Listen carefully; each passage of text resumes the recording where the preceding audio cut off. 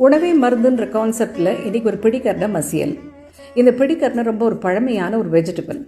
நம்மலாம் காய்கறி கடைக்கு போனாக்க ஒரு ஸ்டாண்டர்ட் செட் ஆஃப் வெஜிடபிள்ஸ் தான் எப்போவுமே வாங்குகிறோம். கேரட், பீன்ஸு, கத்திரிக்காய், முருங்கைக்காய் இப்படி தான் வாங்குகிறோம். நிறைய வெஜிடபிள்ஸ் நம்ம பழக்கத்தை விட்டு போயிட்டே இருக்குது.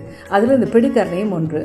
இந்த கிழங்கு நம்ம உள்ளங்கையில் வச்சு பிடிக்க முடியறதுனாலையோ என்னமோ தெரியல, இதுக்கு பிடிக்கரணன்னு இதுக்கு பேர்.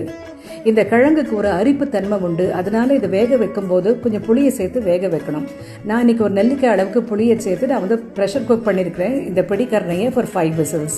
ப்ரெஷர் சப்சைட் ஆனதும் இது கொஞ்சம் கூல் பண்ணிவிட்டு அதுக்கப்புறமா அதை தோலை எடுக்கணும். இப்போ நன்னா அது வெந்ததுனால இந்த தோலெல்லாம் ஈஸியாக நமக்கு கயண்டு நமக்கு வந்துடும். நமக்கு ஈஸியாக எடுத்துட முடியும் இந்த தோலை. இந்த பிடிக்கரணை மசியல் பண்ணுறது ரொம்பவே ஒரு சிம்பிளான ப்ராசஸ். இந்த கிழங்கை வேக வச்சு மசிக்கிறது மட்டும்தான் நமக்கு வேலை. இப்போது இந்த வெந்த கிழங்கு நல்லா நம்ம ஒரு பொட்டேட்டோ மேஷரை கொண்டு நல்லா நம்ம மேஷ் பண்ணி விட்டுடணும். இது கூட நான் கொஞ்சம் ஒரு டம்ளர் தண்ணியும் சேர்த்து இதை நல்லா நான் கரைச்சி விட்டுருக்கேன். இந்த மாதிரி கரைச்சி ரெடியாக வச்சுட்டாக்க மசியல் பண்ணுறது இன்னும் கூட சுலபமாக இருக்கும்.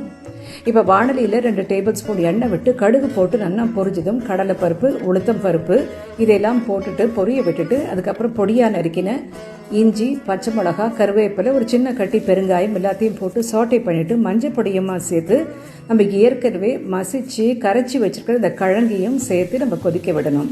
இது ரொம்ப திக்காக இருந்ததால் நான் இன்னொரு 1/2 டம்ளர் தண்ணியை சேர்த்து இந்த கன்சிஸ்டன்சியை நான் அட்ஜஸ்ட் பண்ணி விட்டுருக்கேன். நான் இது மேலாக இதுக்கு உப்பு தேவையான கல்லுப்பு நான் சேர்த்து 2 நிமிஷம் போல் நல்லா கொதிக்க விட்டுருக்கேன். இப்போ மசியல் நமக்கு ரெடி. இதை ஸ்டவ் ஆஃப் பண்ணிவிட்டு இதை ஆற விட்டுட்டு ஒரு 1/2 மூடி எலுமிச்சை பழம் பிழிஞ்சாக்க மசியல் நமக்கு ரெடி.